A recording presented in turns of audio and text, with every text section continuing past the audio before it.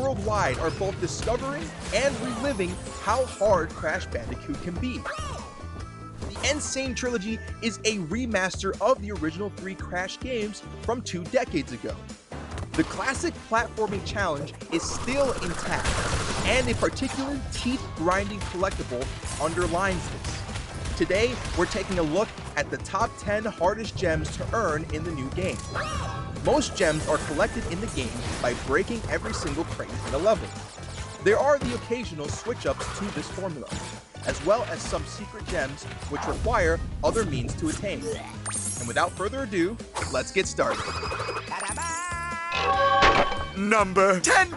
Kicking the list off is a level that has caused many a YouTuber much grief. The high road requires the player's platforming timing to be insanely accurate, and some slippery jumps on turtles make things nearly unfair. Smashing all the boxes for that gem adds another layer of challenge to the level, naturally. First of all, there's a secret area holding 4 boxes behind the level starting point, leading you to take a literal leap of faith onto some invisible platforms. Who thought this was a good idea? Midway through the level, there is a floating crate that's well hidden if you aren't paying attention. And lastly, the bonus round is in line with the precise jumping of the actual level, daring you to break 20 crates mid-air. Number 9. This 9th entry introduces a detail that will leave any completionist squirming in their gamer seat, and that is backtracking. Glorious backtracking.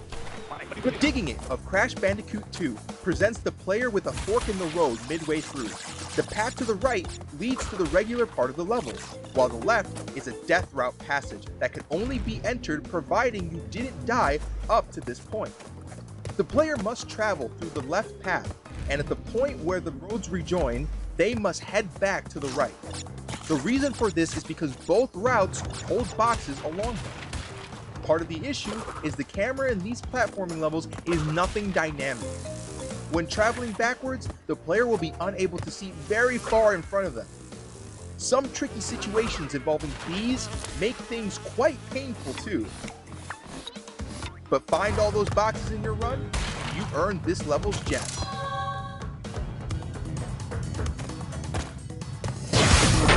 Number 8. At number 8, we have the third game's level, Deep Trouble. This one is underwater, which might be challenging given that the controls take some time getting used to. But what sells this gem as being difficult is the fact that there is backtracking. Underwater.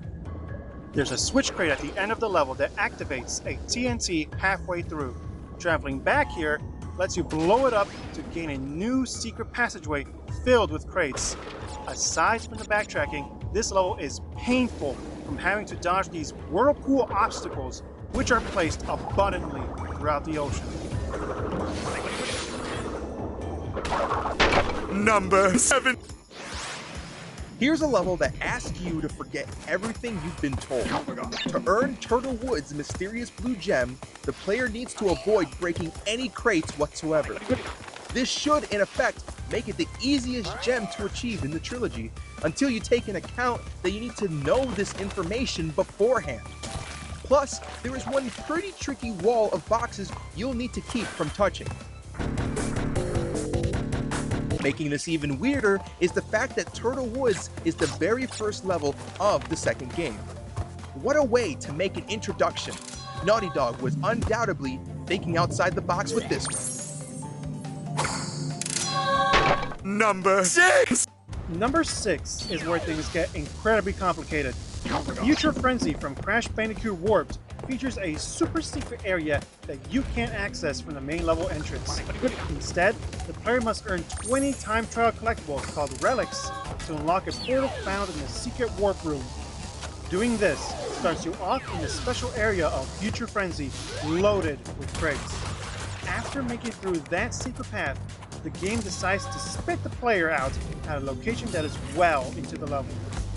That translates to you having to make your way back through all of the futuristic cities, Bandicoot flying lasers, breaking crates as you reach the very start of the stage. Of course, you have to travel forward to the level's finish as well. And someone invented a teleporter at this point in the future? I mean, come on, guys. Come on, teleporters. This amounts to a grand total of the second largest number of boxes in a single level for the entire trilogy. Number 5. This fifth entry debuts an infuriating detail from Crash Bandicoot 1. The player must not die once to earn the unique colored box gems in this game. Keep in mind that this was the case for every single box gem of the original 1996 game, and the remaster decided to make things easier by limiting it to a mere 6. Unfortunately, this doesn't make the Lost City any more manageable. The player will have to take the long haul through the entire level in one life, completing 2 bonus rounds along the way, one of which will make you dizzy counting out careful jumps on the bouncy crates. Worst of all, every player has stories of being pulse-poundingly close to the finish line. With hands shaking, they die at some frustrating platform challenge, upon which you must restart the level from scratch. Breaking specific boxes causes a similar amount of stress, such as the one-shot moment literally at the exit's doorstep, where you hop on an enemy to reach a trigger crate. Interestingly, this action reveals 2 boxes that break upon appearance. What a sweet send-off for this level for Vicarious Visions to carry over this detail included by Naughty Dog 20 years ago.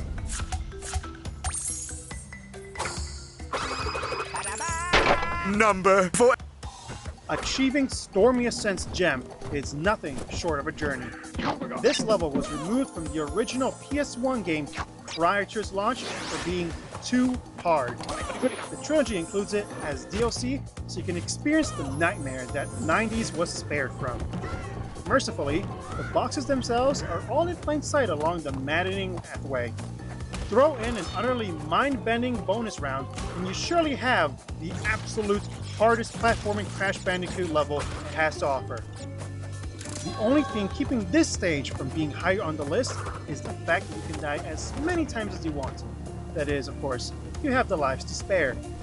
Fortunately, if you have the previously mentioned Lost City's green gem, this opens up a loving passage in Castle Machinery, which has a secret stash of 30 plus lives. And trust me, you will need it.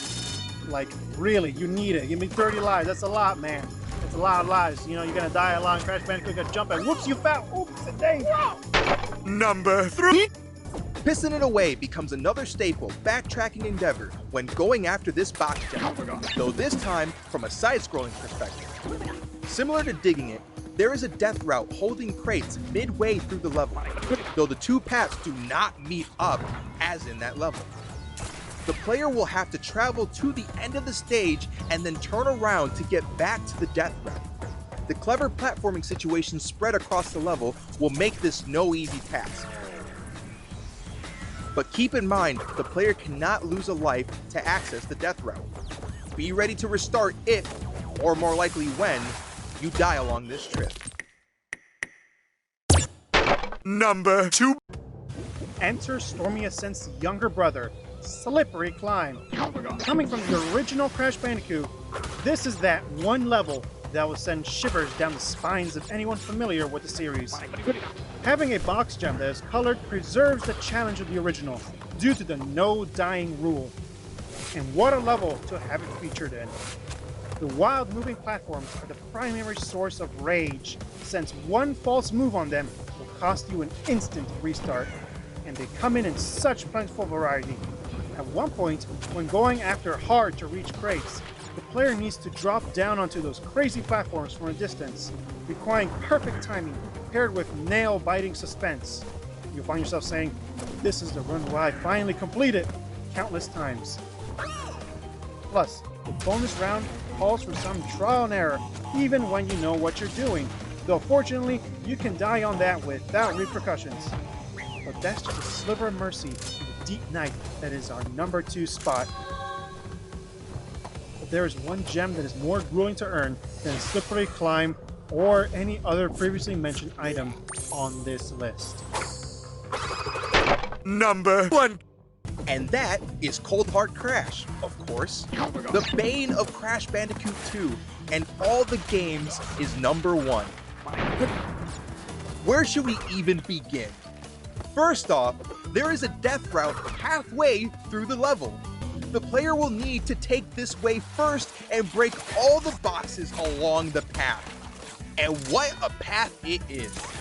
The floor is layered with sheets of ice, making momentum hard to gain while at the same time tough to halt. This transforms simple actions like dodging obstacles and jumping over pits real acts of agony. So let's say you make it through the death route in one piece, which is commendable enough on its own. Well, be sure not to slip down a conveniently placed ditch at the end that throws you deep into the main part of the level, which will make a load of boxes inaccessible. If that happens, you'll need to restart again. And the problem is, the before-mentioned ice physics makes it hard not to fall down here. If you manage to stop in time, you'll still have to backtrack the entire death route from finish to start, getting back on the main path to pick up those boxes you otherwise would have missed. Follow these guidelines, and smashing every crate you see should earn the fabled Cold Hard Crash box gem.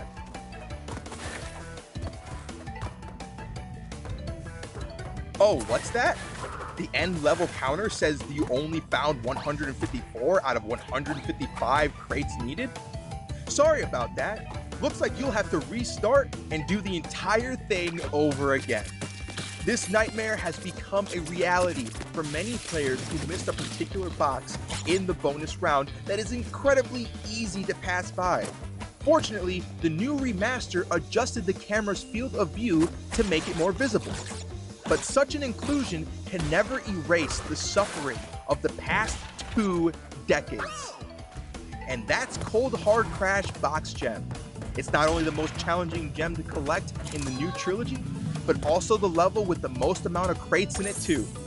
It's unforgivingly cold. It's mind-numbingly hard. And it's everything Crash Bandicoot has to offer. And there you have everyone, the top 10 hardest gems to obtain in the newest Crash Bandicoot game that is all the rage with the kids, Crash Bandicoot and Sane Trilogy. Let us know what gems gave you trouble in the comments below. It's quite insane what these levels have to offer, am I right? You know, you I'd say just complete them the way they are. If you want the gems, you can get the gems. I don't know, they go for a pretty high price in the jewelry store. Thanks for watching, everybody. Get out of here. I'm just kidding, please stay.